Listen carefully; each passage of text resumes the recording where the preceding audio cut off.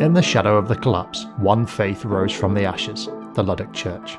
They preached that humanity's hunger for machines brought divine ruin, and now through faith, flame, and the sword, they seek redemption among the stars. This is the Church of Galactic Redemption, the keepers of Ludd's light.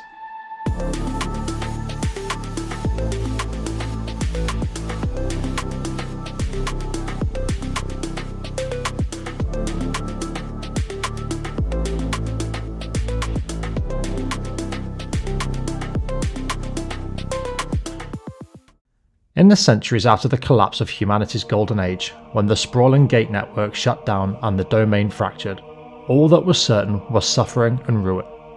From the ashes rose a faith, the Church of Galactic Redemption, known to many simply as the Luddic Church. They trace their belief to a martyr prophet called Ludd, whose message during the final days of the domain warned that humanity's addiction to technology had become its undoing. He preached repentance, humility, and a return to a simpler, pastoral life. The church's name isn't ironic. Its clergy hold that the machines didn't fail us, they enslaved us. In the new Dark Age, the faithful spread across broken systems, building farms, raising quiet communities, and resisting the creeping reach of post-domain science. But the Luddic Church is no passive religion. A militant arm, the Knights of Ludd, enforces doctrine, sometimes with blood. And always lurking around its edges is the Luddic Path, a radical offshoot with hotter zeal and grander visions of purification. In the contested frontier of the sector, the Church holds only a few systems. Worlds like Gilead, Tartessus, Hesperus and Asher serve as its bastions, from fertile agricultural planets to polluted industrial hubs. In its orbit, the Church wages not only spiritual battles, but real ones, resisting the gleaming powers of Tritachyon and other technocrats. To witness their world is to walk through chapels burning with incense, to meet farmers who fear even the hum of servo machinery, and to see knights standing guard over relics and ruins in equal measure.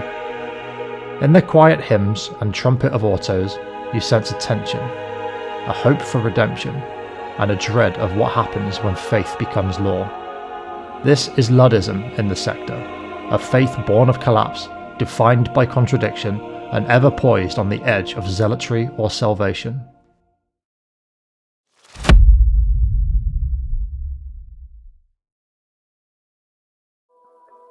The Luddic Church doesn't just preach its faith, it delivers it, one shell and one prayer at a time.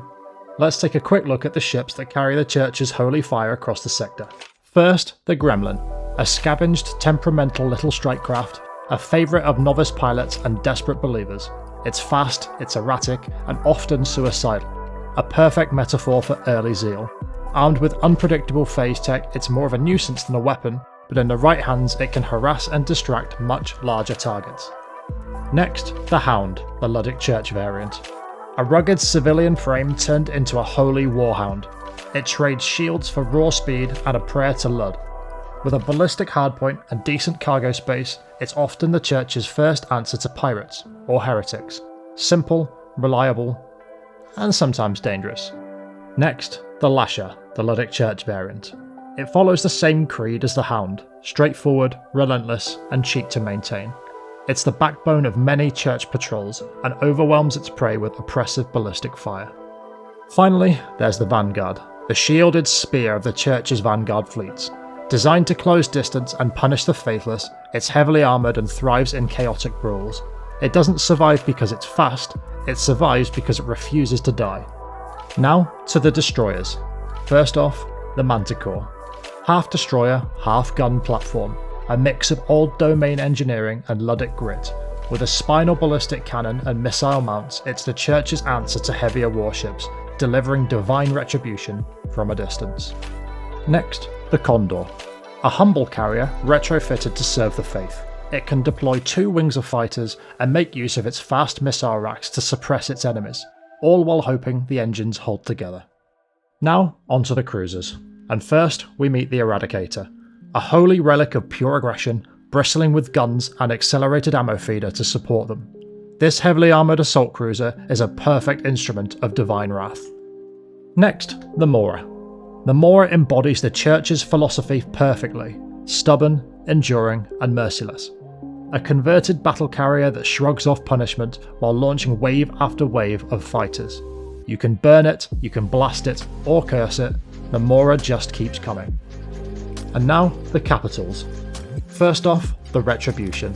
An aptly named, brutal battlecruiser that is faster than some cruisers, and an Orion device for that little extra speed boost when needed. With wide ballistic coverage and heavy armour to boot, this battlecruiser could chain cruisers twice its cost. It's the Church's Iron Fist. And finally, the Invictus. The Church's ultimate expression of divine defiance. A massive dreadnought that is so stubborn it doesn't even rely on its flux vents. It simply absorbs punishment until its enemies are gone. With its special LiDAR array, this is less a ship and more of a cathedral of divine wrath.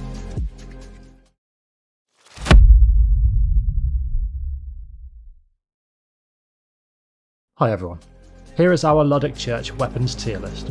I'm not going to speak about every single weapon on the list, but I will highlight a few outliers. The Hammer Barrage, the hammer of the Luddic Church. A torpedo volley designed to vaporise any unshielded targets in a single, decisive blow. The Hammer Barrage fires in a shotgun-style arc, extremely effective up close against any target struck by all missiles, and all that for only 16 ordnance points. The Mark 9 autocannon, the standard outfit for large ballistic anti-shield. With decent range, decent DPS and a low cost of 18 ordnance points, the Mark 9 autocannon is a staple weapon for the heavier Luddic Church ships. Due to it being reliably decent against most opponents, I have ranked it S, mainly for its adaptability and low OP cost. The Vulcan Cannon. At only 4 ordnance points, the Vulcan Cannon is the go-to point defense weapon for any small slot. Yes, accuracy can get a bit rough during extended firing, but it has a whopping 520 DPS, similar DPS to the Storm Needler, that is applied easily to enemy wings and missiles, extremely good on ships that are already starved for flux. The Pelham LRM. Pelhams are an incredible way to lay down suppression against enemy fleets, especially as they never run out of ammunition. With a low OP cost, these missiles can lock down enemy ships from a range of 4,000 and on hit have a chance to deal EMP damage that arcs to weapons and engines, potentially shutting them down for a small duration. Great for giving yourself some breathing room. Annihilator rockets. Annihilators are another good missile system for suppression, however, they are more geared towards smaller ships.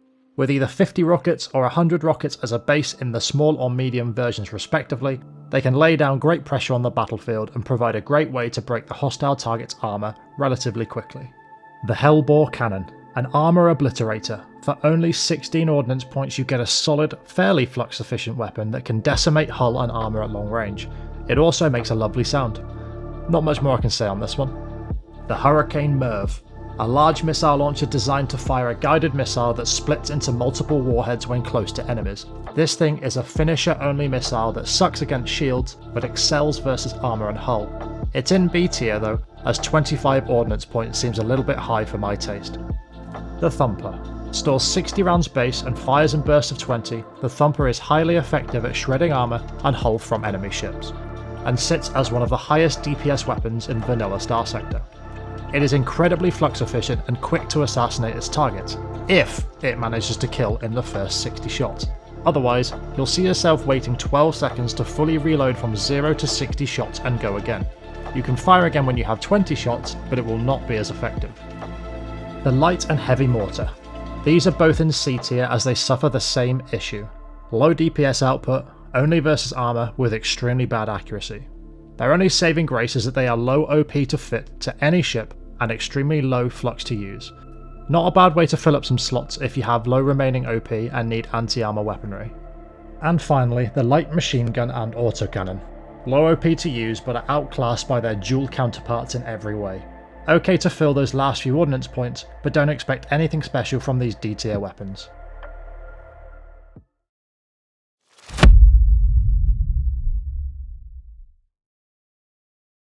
And now for our Luddic Church wings tier list. Just to remind you that these are the wings the Luddic Church use, and are not necessarily the best wings for the Luddic Church ships. All the wings are in B tier, as I believe they are generally just okay as wings go. First we start with the Perdition. With the fastest replacement time of the torpedo bombers, the Perdition is the Luddic Church's answer to heavy ordnance fighters. The 3 fighters in the wing hold a single hammer torpedo each and are capable of dealing a heavy payload to unprepared targets. However, they suffer with low effective HP and can be dealt with fairly easily. The Broadsword. The Broadsword is your bog standard heavy assault fighter. Armed with 2 light machine guns and decoy flares, the Broadsword can apply pressure to its targets effectively and provide decoy flare coverage to its allied wings. And finally, the Talon. Do you believe you're paying too much for your crew? If so, the Talon will see you right. An extremely fast and cheap OP cost fighter, the 4 Talon fighters in a single wing will cost you 2 ordnance points and provide a Swarmer SRM launcher and a Vulcan cannon each, meaning a fast interceptor that can provide both pressure and PD coverage for the low cost of a few unnecessary crewmates.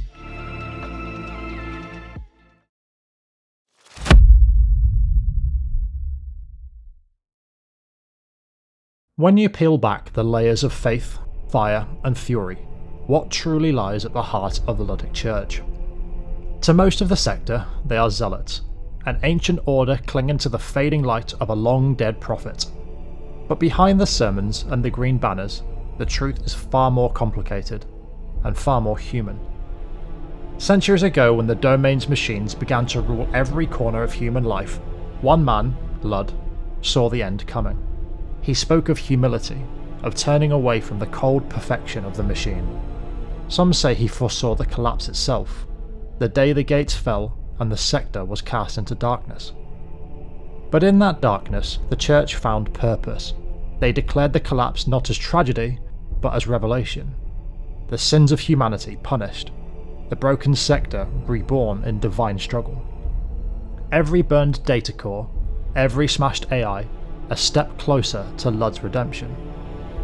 Yet, even within the church, not all is unity. Beneath the hymns and the holy wars lies a quiet schism. Some see Ludd's teachings as a call to peace, to live simply, to rebuild through faith and labour.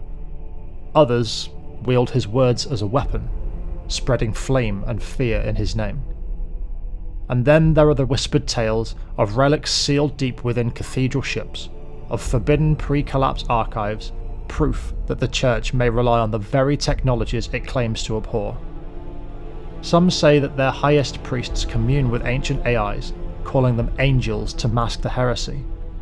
Others whisper that Ludd himself never died, that he ascended, or that his consciousness lingers still, watching the sector through the eyes of believers and zealots alike. Faith, hypocrisy, and survival, bound together in green and gold. The Luddic Church endures not because of what it destroys, but because it offers something that the sector has lost: hope. This has been another Starsector faction deep dive. In a broken sector, every faction has its secrets, and we're here to uncover them, one story at a time. And if you liked what you just saw, please consider liking and subscribing on YouTube, and maybe I'll catch you live on Twitch sometime too. Come say hello.